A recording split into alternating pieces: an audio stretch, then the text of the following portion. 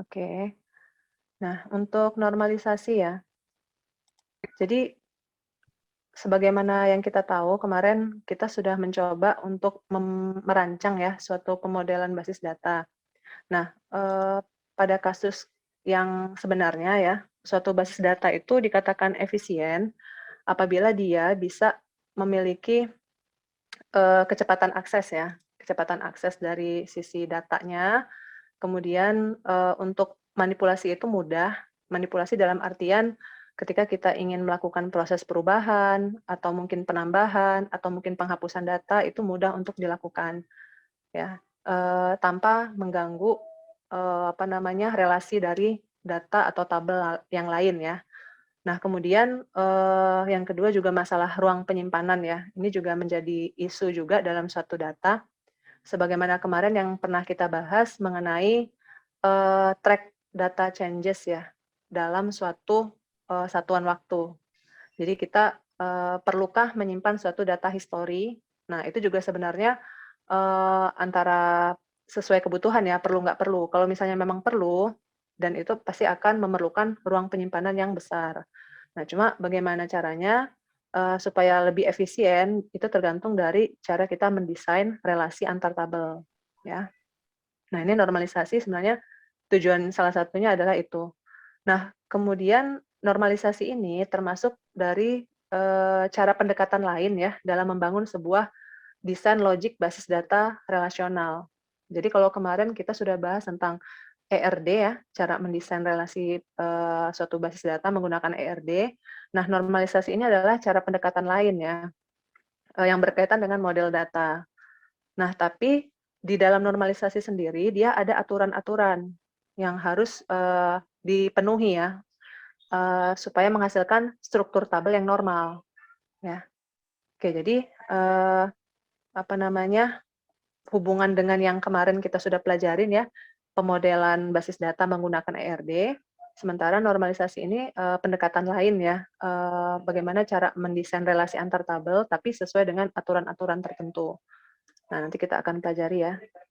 Nah, kemudian, normalisasi juga itu berkaitan dengan proses mengorganize atau mengatur atribut dan tabel, ya. Jadi kalau bicara atribut, kemarin, kita bahas tentang kolom ya, kemudian tabel dari suatu database relasional. Tujuannya apa? Untuk meminimalisasi, redundancy ya, atau data-data yang double, ya. Jadi itu tujuan dari normalisasi. Nah, bagaimana caranya? Pertama, kita bisa melakukan uji coba pada suatu relasi tabel ya, secara berkelanjutan untuk menentukan apakah relasi itu sudah normal, ya, sudah baik. Kemudian, apa namanya, kalau misalnya dia belum normal, kita harus, melakukan pemecahan tabel ya, atau istilahnya itu dekomposisi, supaya, tabelnya itu normal, ya. Nah, ini nanti kaitannya dengan proses modifikasi data tadi. Ya, kemudian, eee, tanpa mempengaruhi integritas data. Nah, itu tadi. Jadi, kalau misalnya ada suatu proses, modifikasi data ya, kalau datanya itu, belum normal, bisa saja nanti ada kemungkinan, eee, ketika tabel A berubah, ternyata tabel B tidak berubah datanya. Nah, itu dia artinya perlu dilakukan normalisasi, ya, supaya datanya itu, integrity ya, atau, satu kesatuan. Jadi ketika ada proses perubahan di tabel A, di mana tabel A berhubungan dengan tabel B, maka data di tabel B yang ada kaitannya dengan A tadi, itu ikut berubah, ya. Itu maksud dari integritas data. Nah, jadi itu, uraian secara garis besarnya ya, mengenai gambaran normalisasi. Nah ini, jadi tadi mengapa perlu ada normalisasi? Yang pertama kata kuncinya adalah, untuk mengatasi masalah redundansi data ya, data-data yang double.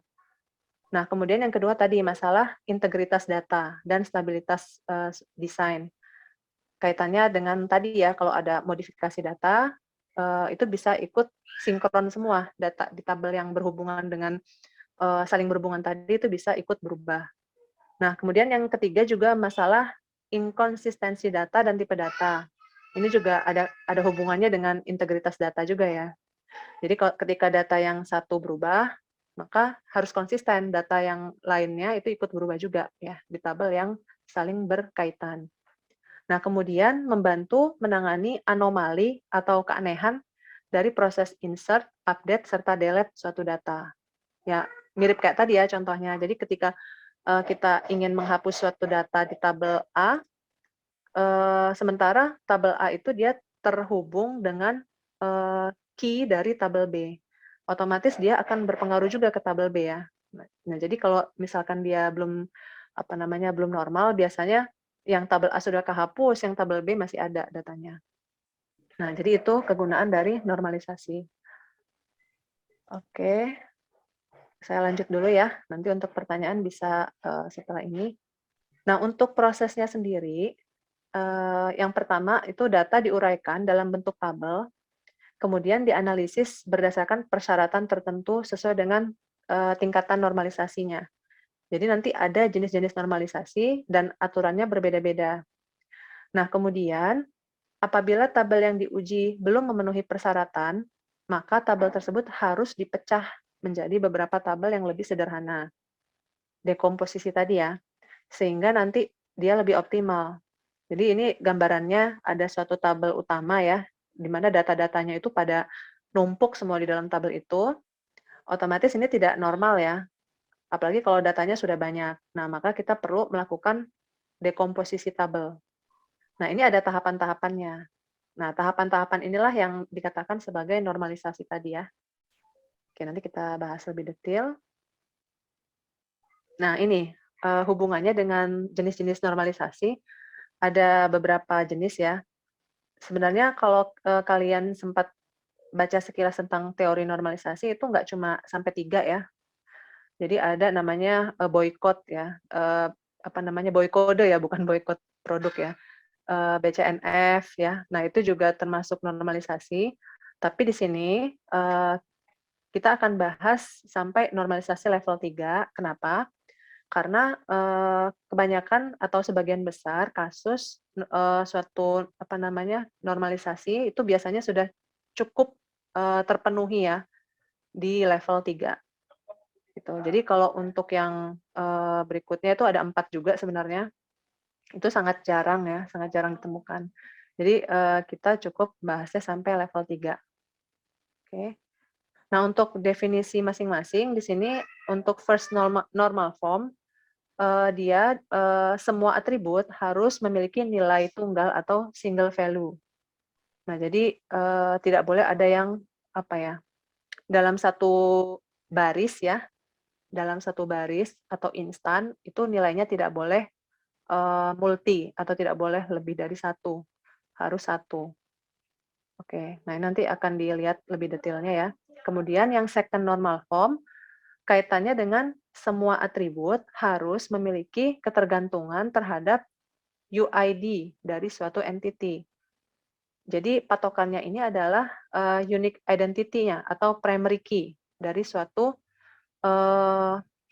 entity ya. Jadi atribut itu harus memiliki ketergantungan dengan suatu primary key dari suatu entity. Oke, ini nanti kita bahas juga. Nah, kemudian yang ketiga ada third normal form. Di sini tidak ada atribut non-UID yang memiliki ketergantungan terhadap atribut non-UID lainnya. Jadi ada suatu atribut dia itu bukan primary key ya, atau bukan suatu key. Kalau misalnya dia masih memiliki ketergantungan dengan atribut lain, di mana atribut lain itu bukan juga sebagai key, berarti dia perlu dinormalisasi. Nah, level ini adalah termasuk normalisasi tahap 3. Ya, jadi nanti kita lihat kasusnya ya, supaya lebih jelas. Jadi mungkin yang perlu diingat kata kuncinya ya, kalau untuk yang first normal form ini, dia harus single value dalam satu baris, ya, tidak boleh multi value. Kemudian kalau second normal form ini kata kuncinya dia harus memiliki atribut ya, atribut itu harus memiliki ketergantungan dengan suatu primary key dari suatu entity. Ya, kemudian yang ketiga, tidak boleh ada atribut non-UID yang memiliki ketergantungan dengan atribut non-UID lainnya. Nah, itu kata kuncinya. Oke, mungkin masih agak-agak samar ya. Nah, ini kita lihat aja langsung ke contohnya. Nah, ini kalau kalian lihat di sini ada suatu tabel, banyak atribut ya. Jadi kalau ini kan atribut ya, apa namanya, kolom-kolom ini. Nah, ini dinamakan tabel universal atau yang belum dinormalisasi. Nah, kalau kalian perhatikan di sini ada project code, oke, kemudian ada employee number ya. Nah, kalau dilihat di sini project code PC010 ini dia punya employee number-nya lebih dari satu ya. Sehingga employee name-nya juga ada lebih dari satu ya. Oke. Nah, ini dikatakan dia memiliki multi value. Yang tadi ya, berarti kalau untuk tahap pertama, first normalisasi, kita harus menghilangkan dulu multi value-nya ini ya. Kemudian redundancy data ya. Jadi di sini datanya double-double. Jelas di sini terlihat PC010 ini akan berulang lagi di baris yang ini, ya kan? Karena dia kan sama ya. Begitu juga dengan yang lainnya, akan terus berulang. Nah, ini juga banyak perulangan data. Jadi kalau kalian perhatikan di sini, untuk perulangan data ini bisa terjadi di project code, oke, kemudian di employee number juga ya, otomatis name-nya juga berulang, dan seterusnya. Jadi kalau kondisi seperti ini perlu dinormalisasi. Oke. Nah, kita coba masuk ke yang pertama ya. Tadi, syarat untuk melakukan first normal form.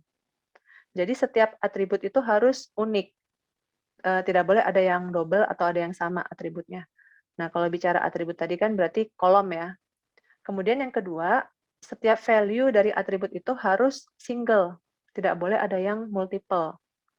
Jadi tidak boleh misalnya kasus, ada suatu entity, di dalamnya itu ada atribut, misalnya nama, kemudian ada hobi, ya. Kemudian, nama, oke misalnya namanya adalah si Ani gitu ya. Kemudian Ani punya hobi, hobinya apa? Di situ misalkan membaca, kemudian nggak cuma membaca ya, hobi kan bisa lebih dari satu, ada traveling juga, gitu ya. Nah jadi, kalau contoh yang seperti ini, artinya value dari atribut hobi itu dia, lebih dari satu ya, multi value. Nah itu tidak, apa ya, tidak memenuhi syarat normalisasi. Jadi perlu kita normalkan tabelnya. Jadi harus nilainya itu satu. Oke, kemudian contoh lain lagi mungkin yang multi value itu seperti nomor telepon ya. Nomor telepon kita kan, bisa aja lebih dari satu. Misalnya si A, kolom, A, kemudian nomor teleponnya ada yang simpati, kemudian ada lagi yang apa gitu ya. Nah, jadi intinya itu multi value. Nah, itu contoh dari atribut yang, multi value ya. Nah, kemudian setiap baris harus unik. Artinya barisnya itu tidak boleh, berulang. Ya, jadi, seperti tadi kan kalau ini tuh dia berulang ya, baris yang ini dia ada PC010, yang ini juga, PC010. Nah, ini dia belum memenuhi syarat, first normal form, ya, karena barisnya syaratnya harus unik. Kemudian berikutnya lagi, tidak ada grup yang berulang. Nah, jadi kalau seperti ini kan, bisa dikatakan grup ya, grup dari project kode PC010. Ini ada 3 baris, dan ini berulang. Nah, ini harus normalisasi, ya. Nah, apa yang harus dilakukan? Nah, jadi kita pertama menentukan primary key-nya apa dari tabel universal ini, ya. Oke, kita lihat. Nah, seperti ini ya. Jadi di sini kita sudah menentukan ada primary key-nya project code. Nah, ini kenapa ada 2 primary key ya. Jadi kita kemarin sudah bahas mengenai composite primary ya. Composite key ya, composite key. Jadi suatu key itu bisa lebih dari satu ya, suatu primary key bisa terdiri dari lebih dari satu. Hal itu terjadi kalau seandainya primary key-nya cuma project code aja, tapi di situ masih ada kemungkinan datanya berulang. Coba, perhatikan kalau misalnya primary key-nya hanya project code, ya, kemudian nanti, apa namanya, ketika di sini ada employee employee-nya itu bukan yang ini ya, misalnya ada employee yang 030, dia mengerjakan project yang sama, otomatis di sini akan apa namanya, berulang lagi ya si project code-nya. Nah, suatu unique key itu tidak boleh berulang. Nah, ini kenapa kok berulang seperti ini? Makanya dia dibuat ada tambahan apa namanya, primary key yang lain, yaitu employee number. Jadi ada 2 di sini ya key-nya supaya bisa unik. Jadi kalau kalian perhatikan pasangan PC010 dengan S1001, apakah ada yang berulang di sini? Jadi lihatnya harus 2 ya, jangan cuma 1 aja. Ada nggak? Yang ini beda ya, PC010, yang ini S2 1010 ya. Jadi tidak ada ya, tidak ada primary key yang berulang. Makanya perlu ada 2 di sini primary key-nya. Bisa dipahami nggak? Bisa, Bu. Ya, jadi itu Ya, Bu. langkah pertama untuk melakukan first normal form. Tentukan dulu yang menjadi primary key-nya. Nah, patokannya primary key itu tidak boleh berulang. Jadi kalau misalnya pertama kita menentukan yang ini dulu primary key-nya, oh ternyata masih ada kemungkinan berulang ya. Nah, di sini kan ada nih, berulang lagi nih kode-kodenya. Berarti kita perlu mencari composite-nya atau pelengkapnya supaya dia bisa unik gitu ya. Oke, sampai di sini kalau kalian perhatikan tidak ada yang namanya grup yang berulang ya, grup yang berulang. Jadi di sini sudah satu baris semua isinya. Tidak seperti yang tadi sebelumnya kan ini dia satu terus isinya double gitu ya. Ini isinya double. Nah, ini dibikinnya menjadi beda barisnya. Oke. Nah, ini sudah ke first normal form. Intinya kalau first normal form itu dia tidak boleh ya itu tadi ya, syarat-syaratnya ini nih. Dari atributnya harus unik, value-nya juga harus single, tidak boleh multi value, kemudian barisnya juga harus unik, kemudian tidak ada grup yang berulang. Nah ini melihatnya jadi sudah beda baris ya. Oke. Nah kemudian sampai tahap ini kita sudah melakukan first normal form. Ini sebenarnya belum normal, ya, karena masih ada data yang redundant di sini ya. Meskipun barisnya sudah beda, tapi data di sini masih ada yang double-double. Dan ini kalau ngelihatnya juga masih pusing ya. Nah, jadi kita perlu melakukan second normal form. Ya. Nah, untuk syarat second normal form ini, dia harus sudah memenuhi first normal form, ya, yang tadi. Nah, kemudian semua non-key atribut atau atribut yang bukan menjadi key, itu harus memiliki ketergantungan penuh kepada atribut primary key. Jadi kalau bicara ketergantungan penuh atau full dependency, artinya si atribut yang non-key ini tuh kalau misalkan apa namanya, kalau misalnya si primary key-nya itu berubah, itu akan mempengaruhi atribut yang non-key ini. Nanti kita lihat ya contohnya. Intinya kata kuncinya itu. Jadi semua non-key atribut harus full dependency ke atribut primary key. Apa yang harus dilakukan? Caranya, semua atribut yang memiliki ketergantungan parsial tersebut harus dikeluarkan dari tabel utama yang ini tadi. Jadi kalau kita lihat di sini ya, atribut project title misalkan, ya. Nah, project title ini kalau kalian lihat, dia memiliki ketergantungan ke mana? Project code. Iya, project code ya. Oke. Kalau misalnya employee name, dia ada ketergantungan dengan project code nggak? Nggak ada, Bu. Nggak ada. Apa alasannya? Bisa dikasih contoh nggak di contoh datanya ini? Tadi yang jawab siapa? Faisal, Bu, yang bilang nggak ada. Ya, oke. Gimana Faisal? Contoh data kayak gimana, Bu? Maaf.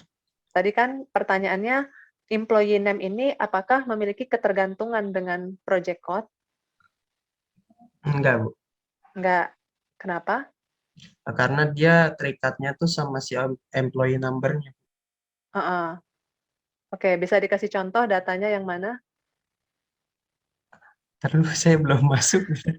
Oh, belum belum belum masuk. nggak ini maksudnya nggak belum masuk pertanyaannya ke saya. Oh, Data oke. gimana maksudnya? Iya, jadi tadi ya, kembali lagi ke masalah ketergantungan dengan primary key. Jadi kalau suatu, apa namanya, atribut dikatakan memiliki ketergantungan terhadap suatu primary key itu, kalau misalnya primary key-nya itu berubah, maka akan mempengaruhi atribut yang, non primary key-nya, gitu ya. Jadi misalkan di sini, tadi pertanyaannya, apakah employee name ini memiliki ketergantungan yang penuh ya, full dependency terhadap, si project code ini.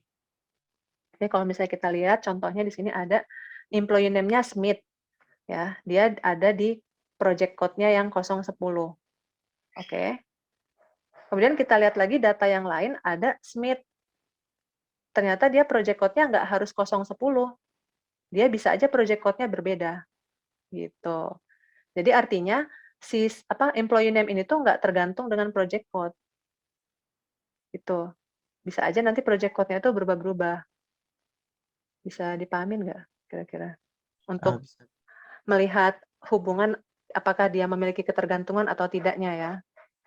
Nah, misalnya contohnya lagi apa ya, misalkan kayak, apa ya di sini, ya ini ya kaitannya dengan employee name dengan employee number. Apakah dia memiliki ketergantungan? Ayo. Iya, Bu. Iya jelas ya. Bisa dilihat dari mana? Dari employee number-nya. Mhm, Soalnya di ke employee name-nya yang Smith itu, terus mhm, nomornya yang 10001, oke, terus yang di bawahnya juga yang Smith, employee nomornya mhm, juga sama, Bu. iya betul. Iya ini siapa yang jawab? Alifa, Nggak. Bu.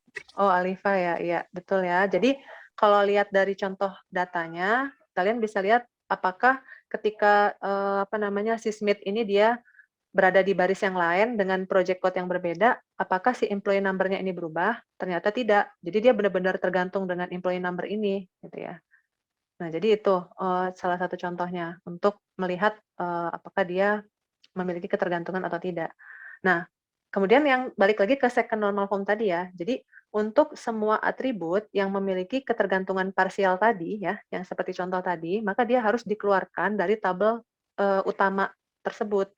Jadi kita perlu memecah tabelnya sehingga dari tabel utama tadi kita, bisa lihat ya, oke, nah ini ada hourly rate ya, ini saya tadi lupa ya. Jadi, hourly rate ini artinya upah per jam ya, upah per jam dari tiap karyawan. Nah, kalau dilihat di sini, hourly rate ini dia apakah memiliki ketergantungan dengan employee number? Coba. Enggak, Bu. Sebenarnya kalau dilihat sekali dua ya, misalnya di sini nih, untuk upah per jam $22, ini si Smith ya. Smith, dia mengerjakan project yang 010, oke. Jadi kalau misalnya, projeknya itu berubah ya, misalnya kayak tadi, jadinya di project yang 045 ya, yang ini, tetap si Smith yang mengerjakan, ternyata upahnya, berubah ya, jadi 18.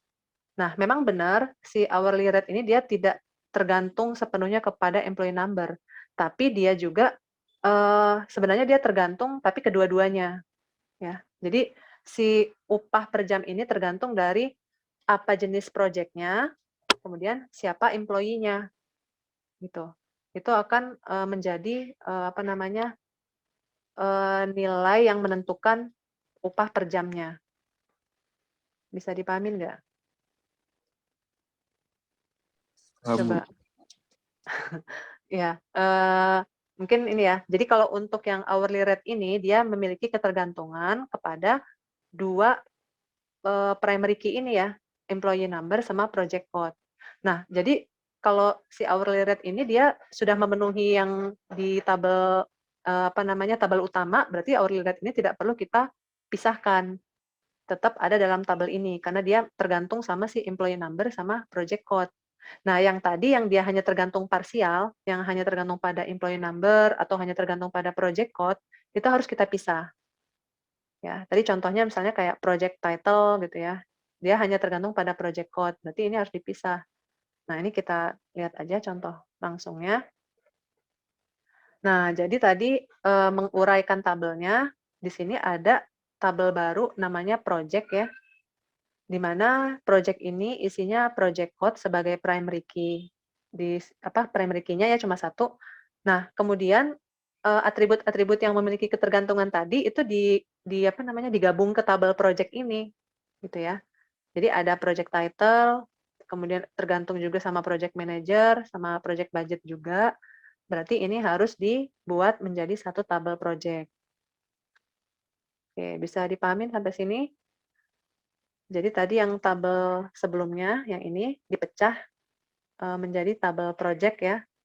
Kemudian yang dipisah itu ada project title, project manager, sama project budget. Oke.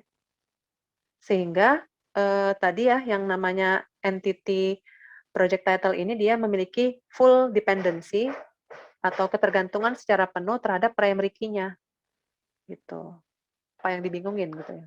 Nah, jadi tadi kita sudah memecah tabel, salah satunya tabel project ya, ini yang baru. Nah, kemudian kalau kalian perhatikan, di tabel utamanya ini, ternyata masih ada ketergantungan parsial.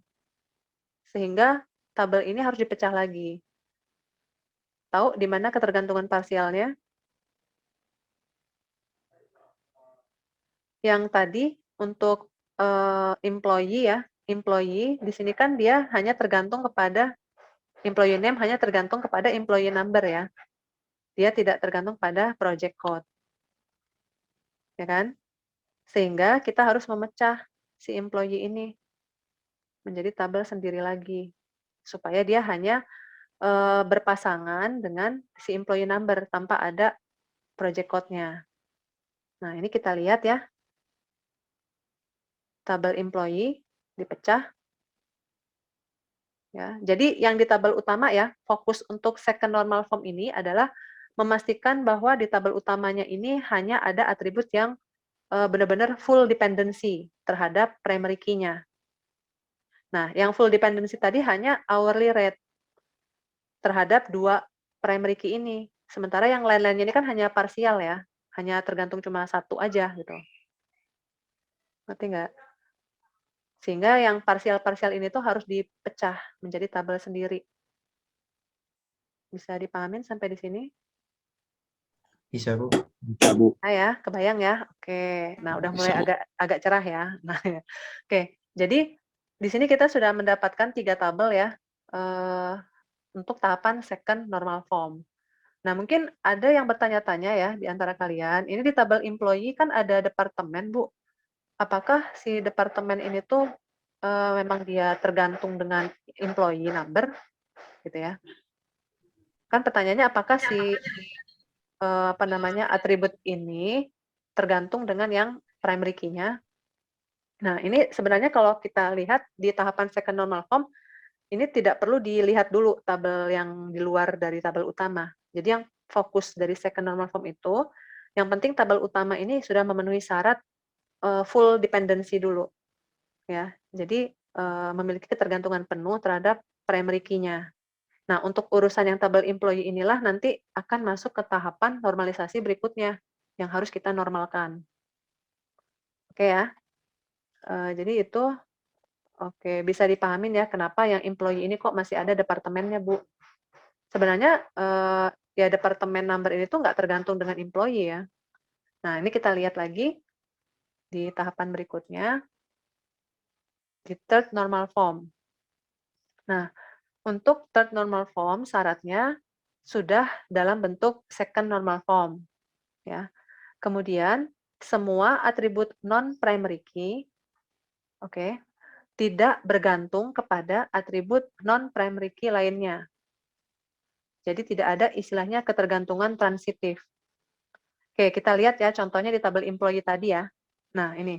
Apakah departemen name, oke, departemen name ini apakah dia tergantung dengan departemen number? Pertanyaannya, gimana? Halo? Iya, Bu. Iya, Bu. Iya, kenapa Iya. alasannya? Soalnya nomor departemennya sama. Iya. Iya. Nah, untuk yang contoh departemen name IT, departemen number-nya kan selalu 004 ya. Iya, Bu. Ya. Ya. Nah, ini kalau kalian lihat di sini dia memiliki ketergantungan dengan si departemen number. Nah, sementara departemen number ini dia kan bukan primary key ya, bukan UID ya dari tabel employee. Nah, itulah arti dari yang ini tadi. Si third normal form ini jadi semua atribut non primary key itu tidak boleh ada ketergantungan dengan atribut non primary key yang lainnya. Nah, kalau halnya seperti ini berarti masih ada ketergantungan ya. Si departemen name dia tergantung dengan departemen number. Padahal departemen number ini bukan primary key. Ya, jadi mereka ini sama-sama non UID lah ya, non UID dari atribut. Nah, kalau kasusnya seperti ini, berarti ini perlu dinormalisasi.